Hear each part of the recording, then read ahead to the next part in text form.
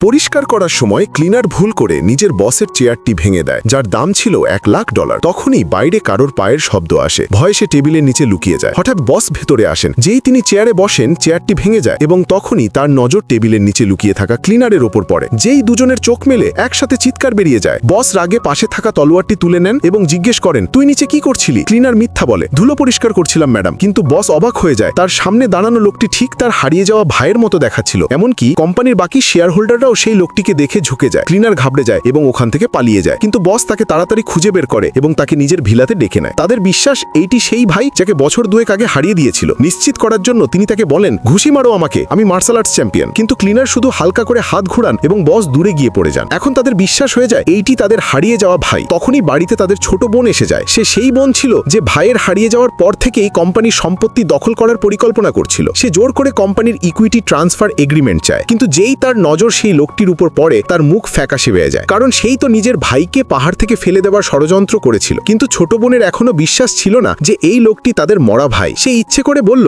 আমাদের ভাই তো মার্শাল আর্টসের পাগল। এবং তারপর সে 4 জন মার্শাল আর্টস চ্যাম্পিয়নকে ডাকলো এবং বলল, যদি এ সত্যি সত্যি আমাদের ভাই হয় তো সবার সামনা করতে পারবে। সবাই বাইরে খোলা মাঠে চলে যায়। সেই লোকটি ভয়ে কাঁপছিল। সে বুঝতে পারছিল না যে কি করবে। অনেকক্ষণ পর্যন্ত যখন সে কোনো পদক্ষেপ নিল না, তো বোন আরো বেশি সন্দেহ করতে লাগলো। সে রাগে এসে বলল, একে ধরো। 4 জন মার্শাল আর্টস মাস্টার্স একসাথে তার উপর ঝাঁপিয়ে পড়ল। সবার মনে হলো এখন এই লোকটি শেষ। কিন্তু পরের মুহূর্তেই সেই যোদ্ধারা হঠাৎ চমকে যায়, যেন তাদের শক্তি ধীরে ধীরে শেষ হয়ে যাচ্ছে। এবং তারপর সেই লোকটি একটি দারুণ অভ্যন্তরীণ শক্তি ছাড়ে।